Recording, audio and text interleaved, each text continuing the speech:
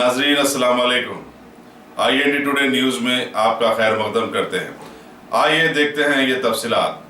रोहिंगी मुसलमानों के नाम पर चंदा वसूल करके हजारों रुपए खा जाने वाले 2 रोहिंगी मुसलमानों को पुलिस बालापुर ने गिरफ्तार कर लिया है। मोहम्मद अयूब और आमद नूर, जिनका ताल्लुक म्यांमार से है, बांग्लादेश के रास्ते से मुल्क में दाखिल हुए और हैदराबाद के बालापुर में कैंप नंबर 9 में रह रहे थे। रोहिंगी मुसलमानों से चूंकि अवाम को काफी हमदर्दी है, उन्होंने इसका फायदा उठाते हुए रोहिंगी मुस्लिम रिलीफ कमेटी नाम से एक इदारा कायम किया और उसका लेटर हेड और रबर स्टाम्प भी बना लिए। फिर चंदा वसूल करने लग गए ताकि ऐश की जिंदगी गुजार सके। पुलिस ने उन दोनों को धोखाधड़ी के बशमूल मुख्तलिफ दफात के तहत अदालत में पेश करके रिमांड करवा लिया।